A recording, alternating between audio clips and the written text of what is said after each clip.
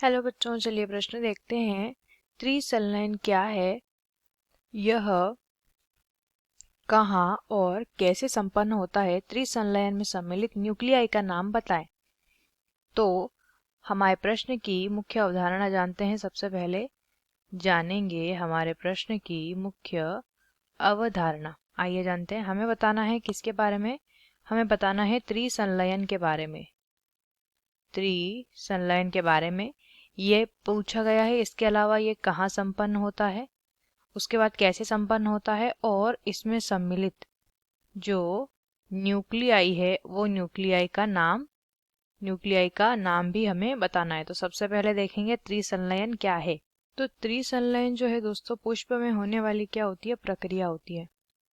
अब पुष्प की जो पराग नलिका होती है, जो पराग नलिका होती है पुष्प की, उस पराग नलिका से दो नर केंद्रक मुक्त होते हैं। क्या मुक्त होते हैं? दो नर केंद्रक। दो नर केंद्रकों में से एक नर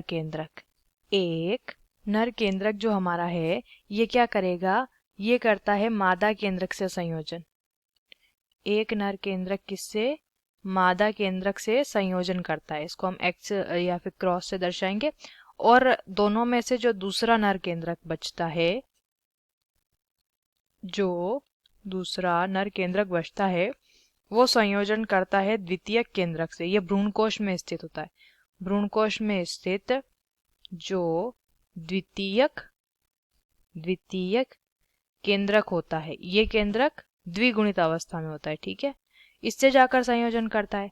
तो ये जो संयोजन की प्रक्रिया होती है, द्वितीयक केंद्रक में दो केंद्रक पहले से होते हैं तथा नर केंद्रक से संलयन के बाद केंद्रकों की संख्या 3 हो जाती है। यहाँ पे हमने देखा द्वितीयक केंद्रक द्विगुणित है और दूसरा नर केंद्रक यहाँ पे आके जब जुड़ता है तो यहाँ पे 3 केंद्रक हो जाते हैं। ठीक है, तो ये जो 3 केंद्रकों का संलयन है, जो कि दूसरा नर केंद्रक द्वितीयक नर केंद्रकों से जुड़ा है, तो यहाँ पे क्या हो जाते हैं, 3 केंद्रक हो जाते हैं। तो यही संलयन क्या कहलाता है?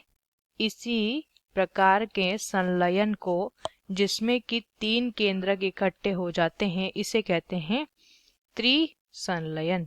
लिख लेंगे, इसी को त्रिसंलयन बोला जाता है। ट्रिपल फ्यूजन इसको कहते हैं। ये प्रक्रिया कहाँ संपन्न होती है, यह भी हमें प्रश्न पूछा था। तो ये प्रक्रिया संपन्न होती है भ्रूणकोश में। भ्रूणकोश में ये प्रक्रिया संपन्न होती है। भ्रूणकोश के अंदर ये प्रक्रिया संपन्न होती है। और इसमें क्या होता है, इसमें होता है ध्रुवीय केंद्रक। इस प्रक्रिया में होता है, यानी कि उसी ध्रुवीय केंद्रक को क्या कहते हैं, उसी ध्रुवीय केंद्रक को कहते हैं द्वितीयक केंद्रक और नर केंद्रक, इसमें सम्मिलित होते हैं। तो हमने देखा त्रिसंलयन, फिर ये कहाँ संपन्न होता है, कैसे संपन्न होता है, ये हमने जो है प्रक्रिया त्रिसंलयन के दौरान ही समझ ली। फिर हमने देखा न्यूक्लियाई के नाम। आशा करते हैं आपको ये उत्तर समझ आया होगा। धन्यवाद।